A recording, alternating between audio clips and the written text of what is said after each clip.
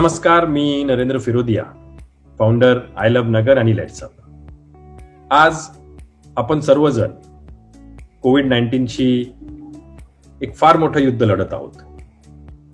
आणि मागील 1 वर्षापासून जी परिस्थिती आहे संपूर्ण देशात, संपूर्ण जगात, की आपण सर्वांना बरेचसे प्रश्न असतात.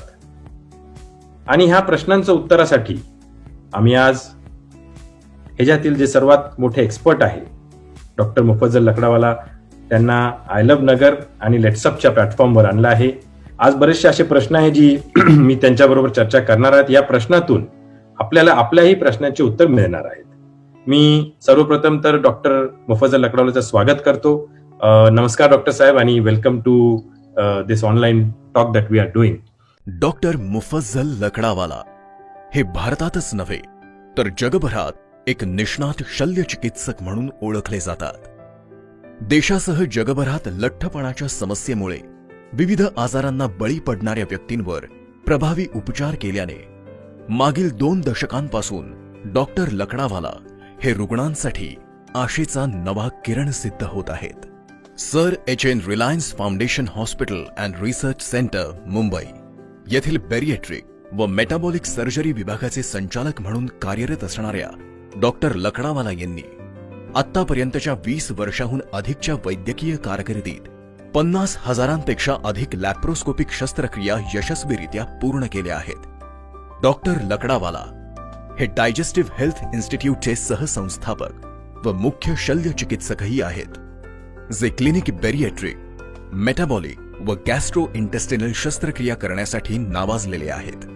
विशेष उल्लेखनीय बाब म्हणजे सामाजिक बांधिलकी जपत महाराष्ट्र आणि राजस्थान या राज्यांसह देशभरात अनेक विनामूल्य शस्त्रक्रिया शिबिरे ते आयोजित करत असतात.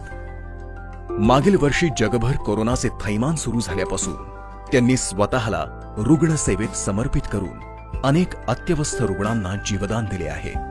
शासकीय यंत्रणांच्या सहकार्याने कोरोना विरुद्धचा हा लढा जिंकण्यासाठी फ्रंटलाईन कोरोना योद्धा म्हणून ते अहोरात्र प्राणांची बाजी लावत आहेत. एक निष्णात शल्यचिकित्सक ते एक निडर कोरोना योद्धा हा प्रेरणादायी प्रवास करताना त्यांनी हजारो संकटांशी 2 हात केले आणि या प्रवासात मिळालेले लाख मोलाचे अनुभव ते लेट्सअप आणि आय लव्ह नगरच्या माध्यमातून आपल्या सर्वांपर्यंत पोहोचवणार आहेत. कोरोनापासून स्वतःला आणि कुटुंबाला सुरक्षित ठेवण्यासाठी डॉक्टर लकडावाला यांचे मार्गदर्शन आपल्याला नक्कीच फायदेशीर ठरू शकेल. आपण सर्वांनीच आता एक छोटीशी क्लिप पाहिली, त्यात आपण डॉक्टर साहेबांचा संपूर्ण प्रवास पाहिला की how from a laparoscopic surgeon today he is a Covid expert. तर मला वाटतं की आपण आपली आजची चर्चा सुरू करू. आणि डॉक्टर साहेब, आपल्याला पहिला प्रश्न म्हणजे आपण काही प्रश्नांवर आज आपण चर्चा करणार आहोत आणि मला खात्री आहे की या संपूर्ण चर्चेतून लोकांना त्यांच्या मनात जे प्रश्न आहे त्याचे उत्तर नक्की मिळते. आता आम्ही रोज ऐकत आहोत की थर्ड वेव्ह ह्याच्यापेक्षा मोठी येऊ शकते. त्यासाठी मला वाटतं गव्हर्नमेंट जी काही तयारी करायची आहे त्यासाठी 100% तयारी करणारच असेल. पण लोकांनी या थर्ड वेव्ह साठी कुठली दक्षता, किंवा आपण जसं म्हणतो की prevention is better than cure, जसं मी एक ऐकलं की नाव वेअर डबल मास्क. लोक म्हणताय की डबल मास्क घाला, तुम्ही जर कुठल्याही ठिकाणी स्वतःला बाहेर एक्सपोज करणार असाल तर डबल मास्क घाला. तर आपल्याला काय वाटतं की आपण आता कुठली सावधानी ह्या पुढे, जरी थर्ड वेव्ह आली नाही आली, ही वेव्हच इतकी मोठी आहे आणि बरेच वेळा लोकांना आता ह्याला टर्म करायचं की ही कुठली वेव्ह आहे, त्यापेक्षा स्वतःला कसं जीव वाचवला पाहिजे, त्यासाठी लोकांनी काय केलं पाहिजे, आपण काय लोकांना सल्ला देणार? मास्क बद्दल मी बोलायला इच्छितो की मास्क आता स्टार्टिंग मध्ये आपल्याला क्लॉथ मास्क किंवा N95 मास्क, N95 मास्क खूप कमी होते. आता इंडियाला आपल्याला खूप मिळतात N95 आणि चीप पण मिळतात. तर N95 मास्क स्टार्टिंग मध्ये फक्त डॉक्टरसाठी होते किंवा फ्रंटलाईन पर्पजसाठी होते. पण आता सुद्धा आपल्याला मिळते, पीपी किट्स मिळते, सगळं मिळतं. पण आता तुम्ही बघा, मास्क आपण फॅशनेबल पण केलंय खूप. म्हणजे लोक ड्रेसचा मॅच करून मास्क घालतात आणि लोकांची मास्क घालायची पद्धत पण चांगली नाही.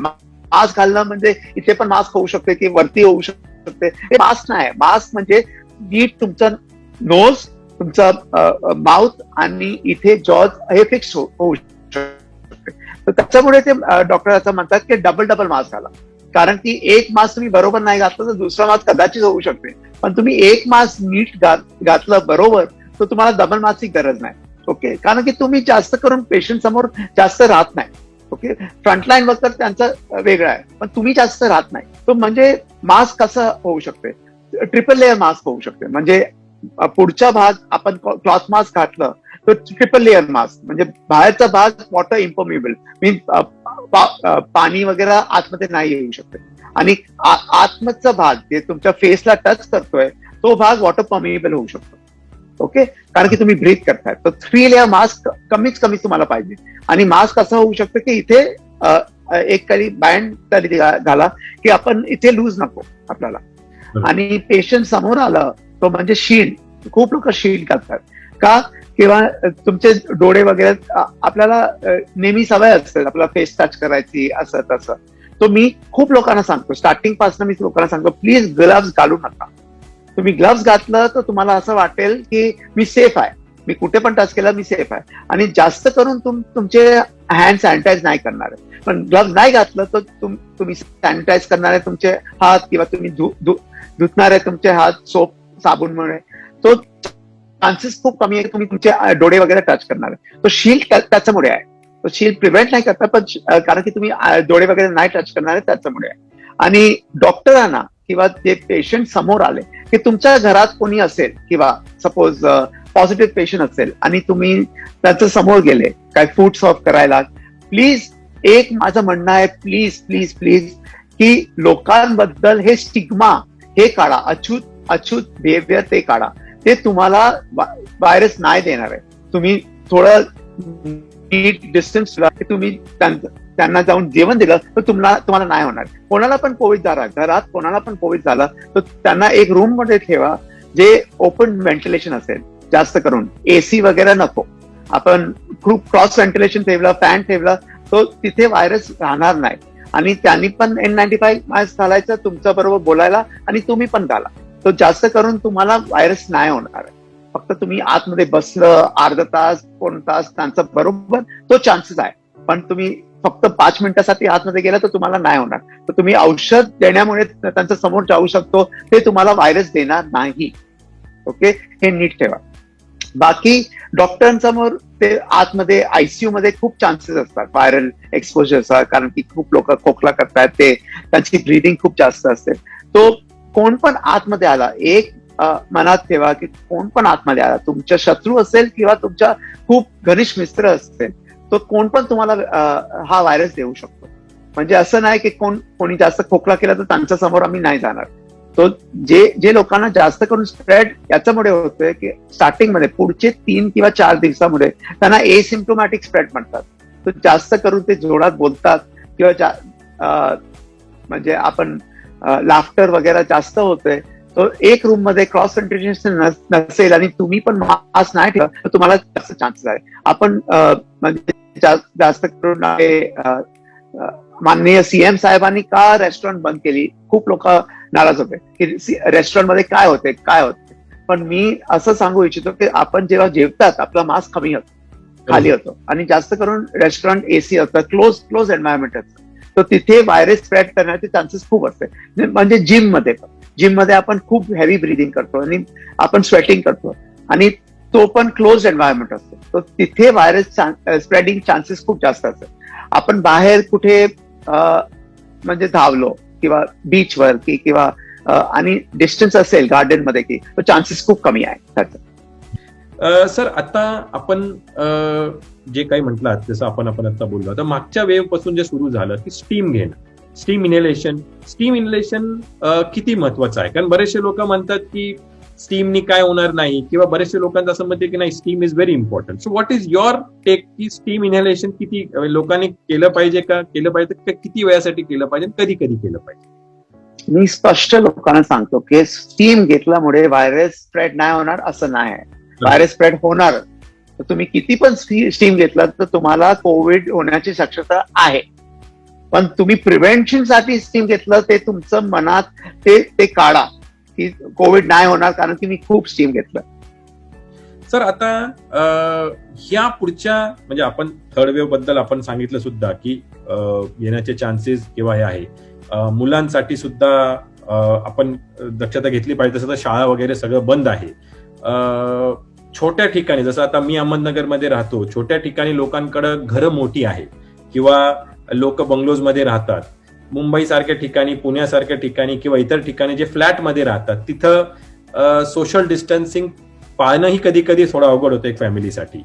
तर ह्या सगळ्यांवर मात करण्यासाठी आपण काय सजेशन करणार की मुलांसाठी दक्षता कशी घेतली पाहिजे? असं करून तुमच्या मुलांना तुम्ही जास्त कंट्रोल नाही करू शकणार. तर त्यांना तिथेच बाहेर जाऊ द्या, जे लोकांचे तुमची ओळख आहे आणि तुम्हाला माहिती आहे की हे त्यांचे वडील पण किंवा त्यांचे आई बापा ते खूप काळजी घेतात या मुलांबरोबर. त्याला पण मास्क घालून सगळीकडे पाठवतात, त्याला पण हँड वॉशिंगचे सगळे शिकवतात आणि तिथेच तुमच्या मुलाला जाऊ द्या. आता सुद्धा स्कूल वगैरे बंद आहे, तर जास्त करून चान्सेस नसतील की आपल्या मुलं स्कूलमधनं हा व्हायरस आणतोय आपल्याला.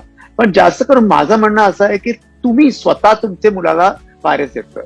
मी आजच एक मदर्स डे मध्ये आता एक ट्विट केलं होतं, पोस्ट माझा किंवा इंस्टाग्राम मध्ये, की mother is the best protection for the. तुम्ही मास्क घाला आणि तुम्ही जास्त करून तुमच्या मुलांना नाही देणार. आपल्याला असं वाटतं की घरात आम्ही कसं मास्क घालणार असं तसं, पण तुम्ही बाहेर जाणारे लोक असेल तर माझं फक्त तुमच्याकडे अशी विनंती आहे की तुम्ही ऍटलीस्ट वीक मध्ये दोनदा तुमचे टेस्ट करा. कदाचित तुम्हाला असं वाटेल की हे खूप जास्त आहे का, किती टेस्ट मी करू, पण मी आता स्टार्टिंग पासून आता 1.5 वर्ष झालं मी फ्रंटलाईन मध्ये आहे, ऑलमोस्ट 1 वर्ष झालं फ्रंटलाईन मध्ये आहे. पण मी जेव्हा आतमध्ये जात होतो तर माझा रोज एक RT-PCR टेस्ट मी करत होतो. आता आमच्याकडे प्रोटोकॉल पण आहे रिलायन्स हॉस्पिटलमध्ये, तुमच्या एक्सपोजर झाला असेल तर तुम्ही रोज एक टेस्ट करा, ओके, 7 दिवसासाठी. आणि तुमच्या एक्सपोजर जास्त नसेल तर कमीत आम्हाला 2 टेस्ट करायला लागतात, 1 रॅपिड टेस्ट आणि 1 RT-PCR पर वीक. तो जास्त करून चान्सेस खूप कमी होईल की कदाचित तुम्हाला झालं असेल आणि एसिम्प्टोमॅटिक असेल तर तुम्ही लवकरात लवकर ट्रीटमेंट घेऊ शकता. माझं म्हणणं असं नाही की तुम्ही हॉस्पिटलमध्ये जावा, पण घरात पण तुम्ही आयसोलेट करू शकता, प्रिकॉशन्स घेऊ शकता आणि जास्त करून स्प्रेड फॅमिली मेंबर्स मध्ये तुमचे स्प्रेड कमी होईल. सर, हा एक प्रश्न नेहमी लोकांमध्ये असतो की RT-PCR केला पाहिजे का अँटीजेन केला पाहिजे? त्यातच मी असं सांगू इच्छितो की आता जास्त करून गोल्ड स्टँडर्ड म्हणतात, पण गोल्ड स्टँडर्ड आहेच नाही. हा कोविड मध्ये कुठला पण गोल्ड स्टँडर्ड नाही.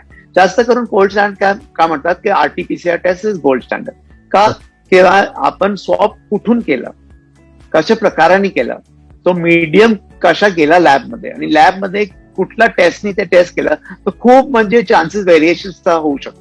म्हणजे आपण थ्रोट स्वॉप केलं तर चान्सेस ऑफ फॉल्स नेगेटिव्हिटी साधारण करून 65% आहे, तर 35% करेक्ट येण्याचे चान्सेस आहे. नो स्वॉप बरोबर केलं, फक्त मी किती लोकांना बघितलं फक्त असं घालतात आणि असं काढतात, तसं नको. आपल्याला ते आतमध्ये घालून म्हणजे 2 तास 3 तास तुम्हाला टर्न करायला लागेल, तो बरोबर झालाय स्वॉप. तो 65% चान्सेस आहे की तुम्हाला फॉल्स नेगेटिव्ह नाही मिळू शकतो, म्हणजे 35% चान्सेस चुकीचे आहे. आणि आताकडे आपल्याकडे जे अँटीजेन किट्स आले, कुठली पण किट्स आहे, तो 40% चान्स आहे की तुम्हाला पॉझिटिव्ह रिझल्ट मिळू शकतो. म्हणजे 60% चान्स आहे की तुम्ही पॉझिटिव्ह होऊ शकणार, तो पण तुमचं रिपोर्ट नेगेटिव्ह होऊ शकतो. बाकी काय आपण करू शकतो, राईट? अजून काय आहे?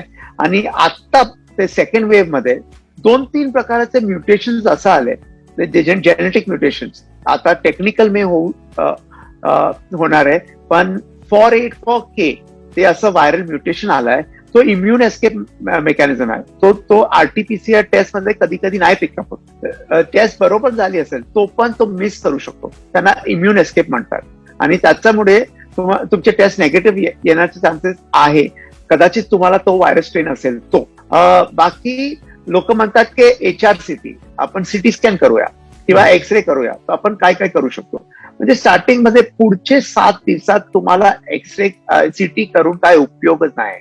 प्लीज करू नका. स्टेट टास्क फोर्सने असं म्हणलंय आणि ते तुम्ही प्लीज स्टेट टास्क फोर्सचे गाईडलाईन ते तुम्ही फॉलो करा. ते खूप चांगले गाईडलाईन्स आहे आणि तुम्ही फॉलो करू शकतो. घरात काय करायचं काय नाही करायचं, 6 मिनिट वॉक टेस्ट, ऑक्सिजन कधी कधी मेजर करायचं, ते सगळे आहे ते टास्क फोर्सची मीटिंग मध्ये. तर तुम्ही ते फॉलो करा, त्यांचं पालन करा. तो स्टार्टिंग मध्ये काय होऊ शकतो, आपण पुढचे 2 किंवा 3 दिवसाला आपण CT स्कॅन केलं आणि आपले CT स्कॅन रिपोर्ट नॉर्मल आले, तर आपल्याला असं वाटतं की मला करोना आहे, पण जास्त करून सिटी चेंजेस 7 किंवा 10 दिवसांनंतर दिसते आपल्याला. तो आपल्याला असं वाटतं अरे मी 7 दिवसापूर्वी केलं तर नॉर्मल होतं, आता कसं परत झालं. तर त्याच्यामुळे, कारण की तुम्ही खूप लवकर एव्हरी टेस्ट तुम्ही करतायत त्याचे लिमिटेशन्स असतात, आणि त्याच्यामुळे आपण कधी केलं त्या टेस्ट आणि कधी उपयोग होऊ शकतो तो खूप म्हणजे इम्पॉर्टन्स आहे. ब्लड टेस्ट कधी करायचं, तर तुम्हाला असं वाटलं की मला कोविड आहे तर तुम्ही ब्लड टेस्ट करू शकतो. ब्लड टेस्ट मध्ये साधारण सिम्पल ब्लड टेस्ट येतात आणि इन्फ्लोमेटरी मार्कर टेस्ट येतात. तर कदाचित तुमचे एक टेस्ट, म्हणजे खूप लोक मला असं विचारतात IL-6 माझा खूप वाढलाय डॉक्टर, मी काय करू, आणि बाकीचे CRP, LDH, फेरिटीन, DDI मध्ये खूप कमी असतो. तर प्लीज एक टेस्ट, फक्त एक टेस्टवर जाऊ नका, तुमचे डॉक्टरांना विचारा आणि तुमचे क्लिनिकल पॅरामीटर्स आणि ब्लडचे पॅरामीटर्स कम्पेअर करून ते तुम्हाला सांगणार आहे की तुमचं कंडिशन काय आहे काय नाही. ओके, तर माझं म्हणणं असं आहे की तुम्ही ते ब्लड टेस्ट स्टार्टिंग मध्ये करा, 4 दिवसानंतर करा आणि 10 दिवसानंतर करा. तर त्याच्यामुळे काय होईल की जास्त करून तुमचे कदाचित सिम्पटम्स वाढत असेल बॉडीमध्ये, पण तुम्हाला दिसणार आहे की मी स्वतः बरं आहे, पण आतमध्ये इन्फेक्शनचा इन्फ्लोमेटरी मार्करचं प्रमाण वाढत असेल तर तुम्हाला दिसणार आहे तो ब्लड टेस्ट. तर प्लीज माझी विनंती अशी आहे की हे टेस्ट तुम्हाला फर्स्ट, 4th आणि 10 दिवसाला करा, आणि परत RT-PCR करायची काही गरज नाही. कदाचित तुम्हाला करोना झाला असेल आणि तुम्ही स्वॅप केला असेल तो 10 दिवसानंतर तुम्ही बाहेर जाऊ शकता. जास्त करून चान्सेस खूप कमी आहे की तुम्ही दुसऱ्या लोकांना स्प्रेड करणार आहे. विश्वभर ते त्यांनी टेस्ट केले आणि ते टेस्ट मध्ये असं आलंय की 10 दिवसापूर्वी, जेव्हा लास्ट 3 दिवसात तुम्हाला जास्त करून सिम्पटम्स नाही, खोकला नाही, ताप नाही, बाकी काय डायरिया नाही वगैरे, ब्रिथिंगचा प्रॉब्लेम नाही, ऑक्सिजन सॅच्युरेशन नॉर्मल असेल, तर तुम्ही फक्त मास्क घालून बाहेर जाऊ शकता. तुमचे चान्सेस ऑफ स्प्रेडिंग खूपच कमी. सिम्पटम्स वर मग सिटी स्कॅन केलं पाहिजे, म्हणजे बेसिकली जर एक ब्रीफली आपलं म्हटलं की काय सिम्पटम्स, म्हणजे मे बी जर खोकला असेल तर केलं पाहिजे, की ऑक्सिजन पर्सेंटेज ड्रॉप होत असेल तर कुठल्या सिम्पटम्स वर मग सिटी स्कॅन केलं पाहिजे? म्हणजे 7 दिवसानंतर तुम्हाला तुमचा खोकला बरं नाही झालं, खूप खोकला असेल किंवा म्हणजे चेस्टमध्ये खूप म्हणजे त्रास होतो तुम्हाला किंवा दुखतो किंवा ताप कंट्रोलमध्ये नाहीये किंवा तुमचे ऑक्सिजन सॅच्युरेशन खाली गेले, तोच तुम्हाला सिटी स्कॅन करायची गरज आहे. So this is a very important information sir सगळ्यांसाठी, कारण मी जसं म्हटलं की मागील 1 वर्षापासून या विषयावर इतके टाईपचे कॉम्बिनेशन झाले आहे. काही लोक पहिला दिवस करतात, काही लोक 7व्या दिवस, काही लोक म्हणतात 6 ते 11वा दिवस फार इम्पॉर्टंट असतो. आणि आपण आत्ताच म्हटलं की हा व्हायरस म्युटेट होत आहे, तर त्या म्युटेशनमुळे कधी कधी RT-PCR मध्ये सुद्धा तो पकडला जात नाही. आणि हे एक योग्य आहे की परत RT-PCR एकदा झाल्यावर करण्याची गरज नाही आहे, कारण ट्रीटमेंट झाल्यावर ऑटोमॅटिकली काही दिवसांनी आपण निगेटिव्ह होतच आहोत. काय सजेशन असेल की जे लोक ओबीज आहे किंवा सिडेंटरी लाईफस्टाईल आहे, अशा लोकांना आपलं काय सल्ला असेल सर? कारण बरेच असे लोक म्हणतात की इफ यू आर ऍक्टिव्ह आणि if you are doing right kind of exercises, तुम्ही if you are having good nutrition तुमचं चांगलं आहे, तर तुम्हाला जरी कोविड झाला तर त्रास कमी होईल किंवा कोविड होण्याचे, तर ह्याच्यावर आपला काय सल्ला आहे लोकांसाठी? म्हणजे ही पॅन्डेमिकने आपल्याला 2-3 गोष्टी शिकवली आहे. पहिले की लठ्ठपणा ते तुमच्या हेल्थसाठी खूपच म्हणजे घातक चीज आहे आणि त्याच्यामुळे तुम्हाला खूप बिमारी होऊ शकतो. कोविड झाली तो पण तुमचे चान्सेस म्हणजे जास्त करून सिव्हिअरिटीचे चान्सेस खूप वाढते. आता वर्ल्ड वाईड एक स्टडी झाली होती, त्यांना त्या स्टडीमध्ये त्यांनी असं दाखवलं की 113%, 113% चान्सेस वाढतोय जेव्हा तुम्हाला लठ्ठपणा असेल तर तुम्हाला हॉस्पिटल ऍडमिट होण्याची गरज आहे, आणि 70% किंवा 70% चान्सेस आहे की तुम्हाला ICU पाहिजे असेल, कारण की तुम्हाला लठ्ठपणा असेल. लठ्ठपणामुळे तुम्हाला डायबिटीस होऊ शकते, लठ्ठपणामुळे तुम्हाला चेस्ट ब्रिदिंगचे प्रॉब्लेम, स्लीप ॲपनिया होऊ शकते, लठ्ठपणामुळे तुमचे ब्लड क्लॉटिंगचे फॅक्टर खूप जास्त असेल. तर आपल्याला माहिती आहे की कोविडमध्ये पण, आता लोकांना पण माहिती आहे की कोविडमध्ये ब्लड क्लॉट्स होते आणि त्याच्यामुळे आपण ब्लड थिनर घेतोय. म्हणजे लठ्ठपणामुळे पण ते आपल्याला स्टार्टिंग पासून माहिती आहे की ब्लड क्लॉटचे चान्सेस खूप वाढते. तो लठ्ठपणामुळे खूपच म्हणजे धोका आहे. आणि किती लोक असं म्हणतात की लठ्ठपणामुळे कदाचित तुमचे वॅक्सिन्स पण जास्त करून काम नाही करणार आहे, पण अजून अशी स्टडीज आली नाही, पण लोक असं म्हणतात. ओके, म्हणजे तुमची इम्युनिटी कमी होण्याचे चान्सेस म्हणजे लठ्ठपणा. तर लठ्ठपणा तुम्ही दूरच ठेवा, ते बरं होईल. आणि बाकी करणं की इम्युनिटी किंवा हेल्थ इज वेल्थ. तुमचं म्हणणं करेक्टच आहे की हेल्थ इज वेल्थ. तो आपण किती लोकांना झालाय, ऍक्टरांना झालाय, क्रिकेटर त्यांना झालाय, व्हायरस झालाय त्यांना, पण त्यांची रिकव्हरीचे चान्सेस खूप वाढते, त्यांना इन्फेक्शनचे चान्सेस खूप कमी होते. कारण की त्यांनी दोनच चीज आहे, एक तो तुमची इम्युनिटी आणि तुमची हेल्थ. तुम्ही जास्त करून स्वस्थ असेल तो बरं होण्याचे चान्सेस खूप जास्त असतात. आणि बाकी आहे वॅक्सिन. वॅक्सिन घेतली तर चान्सेस की तुम्हाला व्हायरस झाला असेल तो पण त्यांच्यामुळे धोकं किंवा सिव्हिअरिटी ऑफ डिझीजचे चान्सेस कमी होतात. आपण एकदम योग्य म्हटलात की सिव्हिअरिटी कमी होते ओव्हरऑल. म्हणजे तुमची जर हेल्थ चांगली असली, तुम्ही लठ्ठ कमी असलात तर सिव्हिअरिटी कमी होते. वॅक्सिन बद्दल आणि आज आपण ज्या सिस्टीम म्हणजे आपण आजची जी परिस्थिती आहे ही सेकंड वेव्हची, थर्ड वेव्ह येण्याची एक चान्सेस आहे. तर वॅक्सिन बद्दल आपण जर एक कम्प्लीट डिटेलमध्ये आमच्या लोकांना सांगितलं की वॅक्सिनचं काय म्हणजे घेतलं पाहिजे, नाही घेतलं पाहिजे, कधी घेतलं पाहिजे. मुलांसाठी वॅक्सिन आता काल मी वाचलंय की मुलांसाठी सुद्धा वॅक्सिनचं परमिशन आता इंडियामध्ये आली आहे. तर ह्या सगळ्यांवर can you just give us a brief की आपण कसं वॅक्सिन हाऊ मतलब वॅक्सिनेशन केलं पाहिजे आणि का केलं पाहिजे याच्यावर जर आपण सांगितलं. मग कोविड-19चा जो आजार आहे खूप मोठा आजार आहे आणि आपली लढा पण खूप मोठी लढा आहे त्यांचा विरोध. ओके, तर माझं म्हणणं असं आहे की त्यांचा हा कोविड-19 विरुद्ध जे आपला लढा आहे त्याचा एक स्तंभ वॅक्सिनेशन आहे जास्त करून. आता आपल्या मनात असेल की मला ही वॅक्सिन पाहिजे किंवा मला फायझर पाहिजे, मॉडर्ना पाहिजे, आता नसेल आपल्याकडे, किंवा मला फक्त कोवॅक्सिन पाहिजे, कोविशिल्ड नको, कारण की मी आता ऐकलं आहे की त्याच्यामुळे लोकांना ब्लड क्लॉट होते. आणि तो मी तुम्हाला सांगू इच्छितो, प्लीज कुठली पण वॅक्सिन तुम्हाला मिळाली, प्लीज लवकरच लवकर घ्या. आणि असा मनात ठेवू नका, कारण की तुम्ही तुमचे स्वतःचे एनिमी आहे. तुम्ही असं मनात ठेवलं की मी वॅक्सिन ही नाही घेणार, मी दुसरी वेगळी वॅक्सिन घेणार आहे. तो कारण की आपण लवकरच लवकर जितके लोकांना वॅक्सिन दिली तो चान्सेस आहे की म्युटेशन कमी होईल, स्प्रेडचे चान्सेस खूप कमी आहे. आणि लवकरच लवकर आपली इकॉनॉमी, जे आपल्याला सगळ्यांना माहिती आहे की इकॉनॉमी आता म्हणजे स्ट्रेसमध्ये आहे, ते ओपन करण्याचे चान्सेस आहे. आपले मुले परत स्कूलला जाऊ शकणार आहे. आणि ही जे आता इतकी गंभीर परिस्थिती आली आहे इंडियामध्ये, ते कमी करण्याचे खूप चान्सेस फक्त वॅक्सिनेशनमुळे होईल. सोशल डिस्टन्सिंग, मास्किंग आणि वॅक्सिनेशन, ते तीनच स्तंभ आपल्याकडे आहे. ओके, तर वॅक्सिनेशन, आता लोक म्हणतात की कोवॅक्सिन किंवा कोविशिल्ड, दोन प्रकारची वॅक्सिन आतापासून आपल्याला इंडियामध्ये मिळतात. ओके, तर कोविशिल्डमुळे लोक म्हणतात की ब्लड क्लॉट होण्याचे चान्सेस आहे.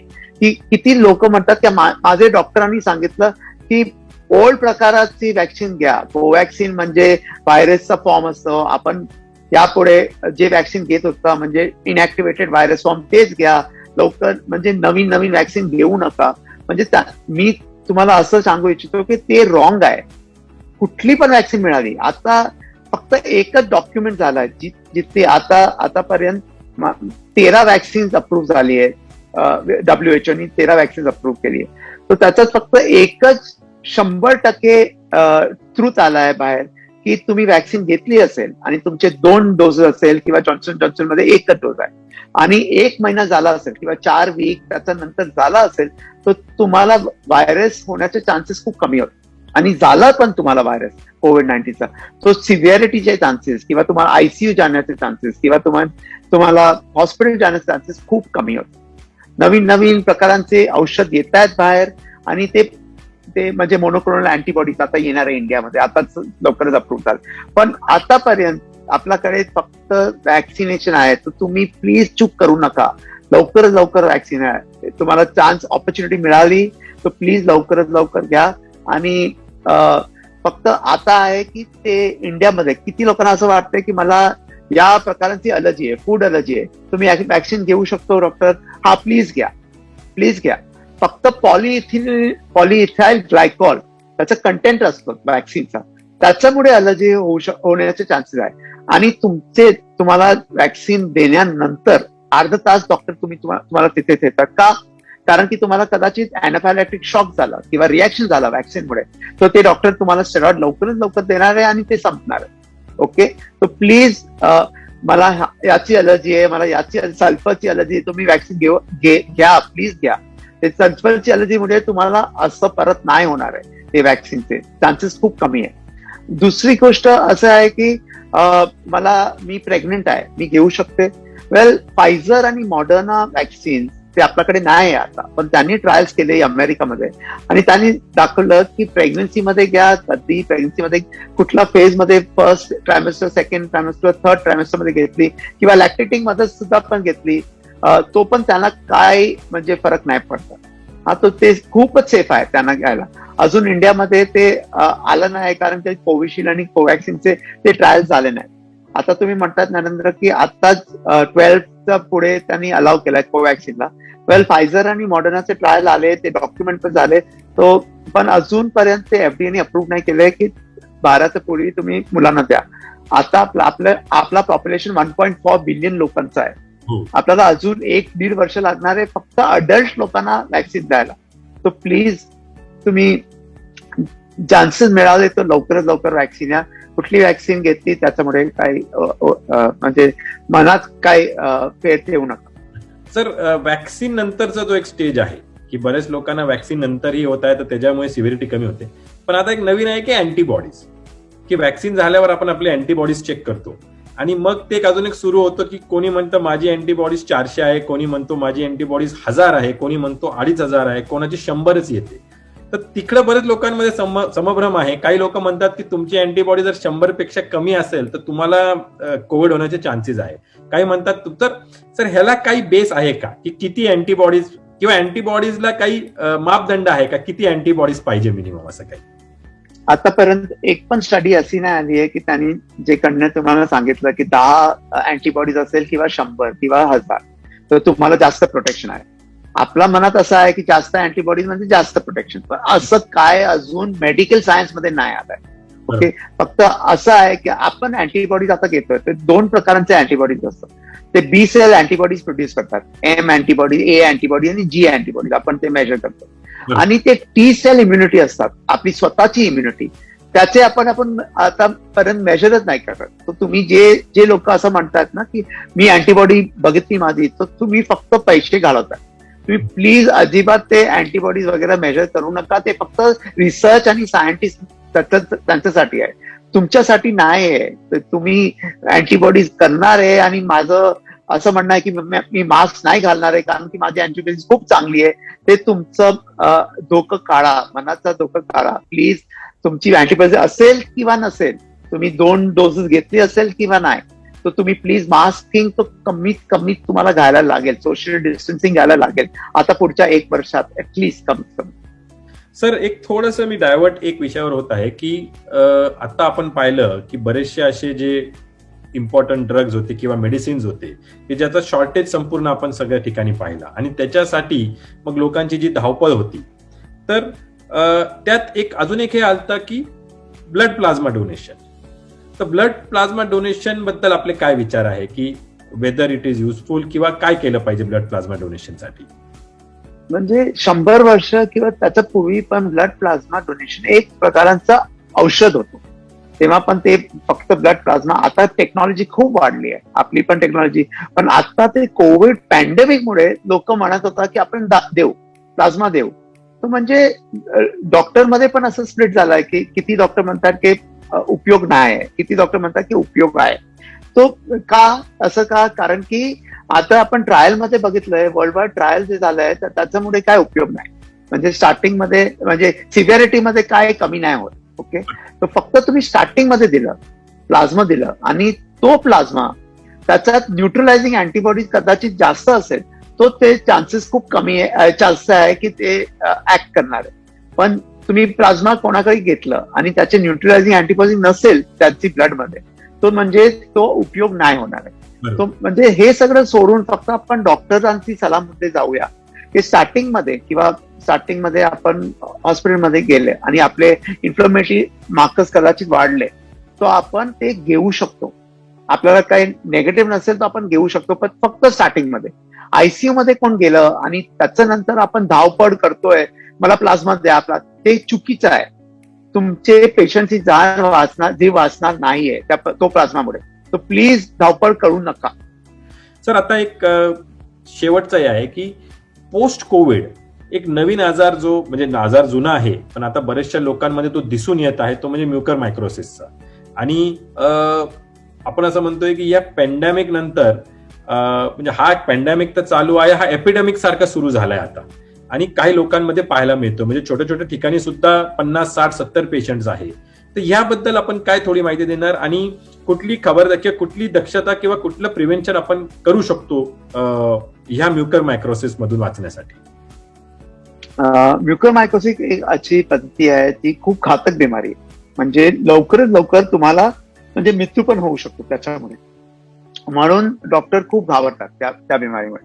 आणि तो स्टार्टिंग मध्ये आपण बघत होता डायबेटिक पेशंट मध्ये किंवा त्यांची इम्युनिटी खूपच कमी, इम्युनो कॉम्प्रोमाइज लोकांचं किंवा कोणाला HIV झालं किंवा कॅन्सर झालं आणि त्यांची इम्युनिटी खूप कमी झाली तर त्यांना होत होतं. आता आपण काय बघितलंय की ह्या पॅन्डेमिक मध्ये कोविड-19ची पॅन्डेमिक मध्ये आपण खूप प्रकारांचे औषध देतोय. टॉक्लिझोमॅब ज्यांच्याकडने इम्युनिटी तुमची स्वतः कमी होते किंवा स्टेरॉइड्स खूप लोक घेतात. पण स्टेरॉइड घेण्यानंतर जे आपला शुगर वाढतोय ते कोण बघत नाही. तर घरात स्टेरॉइड्स प्लीज तुम्ही घेतलं असेल, कोणी डॉक्टरांनी सांगितलं असेल, तो पण तुमच्या शुगर मापण्याचा कार्यक्रम प्लीज चालू ठेवा. आणि डायबेटिक डॉक्टर किंवा तुमचे जे डॉक्टर ज्यांनी सल्ला दिली आहे त्यांना सांगा की माझं शुगर कुठल्या औषधाने मी कंट्रोल करू शकतो. आता म्युकर मायकोसिस आपण असं बघितलंय की म्हणजे 2 हफ्ता किंवा 3 हफ्ता नंतर होते. आपण कोविडच्या बाहेर आले त्याच्या 2 किंवा 3 हफ्त्यानंतर होते. त्याच्यामुळे काय होते, फिवर होते किंवा घशात आपल्याला असं वाटतं की नोज ब्लॉक झालाय आणि किती लोकांना इथे ब्लॅक मार्क्स होते नोजवर किंवा डोळ्याच्या खाली स्वेलिंग होते. तर लवकरात लवकर डॉक्टरांना कन्सल्ट करा, कारण की आपल्याकडे IV मेडिकेशन एकच आहे आणि आपल्याला लॉंग टर्म घ्यायला लागतं. फंगससाठी आपल्याला लॉंग टर्म, ते फंगसची बिमारी आहे आणि फंगसची बिमारी कशामुळे होते, कारण की आपली स्टेरॉइडमुळे आपली फायटिंग चान्सेस कमी होते. आपल्याला किती लोकांना स्टेरॉइड पाहिजे, हा नक्की ते खरं आहे की आपल्याला स्टेरॉइड पाहिजे कोविडसाठी लढण्यासाठी, पण डॉक्टरांची प्रिस्क्रिप्शनवर घ्या, स्वतः घेऊ नका. कारण की ते म्युकर झाला एकदा तर तुमचे फेटॅलिटीचे रेट वगैरे वाढण्याचे खूप चान्सेस आहे किंवा डॉक्टरांना ऑपरेट करून तुमचा जबडा वगैरे करायला लागेल किंवा तुमचा नाक वगैरे त्याच्यात ऑपरेशन करायला लागेल. किती लोकांना ब्लाइंडनेस होतं कारण की डोळ्याचा एक भाग काढायला लागतं त्यांना. तो प्लीज डॉक्टरांची सल्ला घ्या आणि ही खूप मोठी बिमारी आहे, त्यांना निग्लेक्ट करू नका. तो स्टेरॉइड घेतलं तो फक्त प्रिस्क्रिप्शनवर घ्या आणि किती दिवसासाठी आपला शुगर मेंटेन करा आणि ते डॉक्टरांना विचारून घ्या. पेशंटला वाचवण्यासाठी संपूर्ण सगळे डॉक्टर प्रयत्नशील असतात. कधी कधी आपल्याला नियतीसमोर हातबल व्हावं लागतं की कधी कधी आपण काही पेशंट्सला वाचू शकत नाही, पण दॅट इज डेस्टिनी कधी कधी. तर सर मी पुन्हा एकदा, आपण जो आज आम्हाला वेळ दिला आणि इतक्या सहजपणे बऱ्याचशा गोष्टी आपण समजवल्या, मला 100% खात्री आहे की ह्याचा फायदा संपूर्ण लोकांना होणार आहे, पेशंट्सला होणार आहे, आमच्या लिस्नर्सला होणार आहे, कारण आपण फार सहजपणे सगळं आपण लोकांपर्यंत पोहोचवलं. सर मी आपला मनापासून आभार मानतो अँड आपल्याला पुढील वाटचालीसाठी शुभेच्छा देतो. You are doing a wonderful job, you are our frontline worker, you are our hero आणि आपल्या हातून अशी सेवा हो. यापुढे सुद्धा सर आपण जसं जे काही सांगितलं ते मी ही प्रार्थना करतो आमच्या सगळ्या व्ह्युअर्सला, लिस्नर्सना की संपूर्ण त्याचं पालन करा, कारण आपल्या भल्यासाठी जे सांगितलं डॉक्टर साहेबांनी त्याच्यामुळे आपला फायदा होणार आहे आणि आपण सगळेजण सुखरूप या पॅन्डेमिक मधून बाहेर निघतो.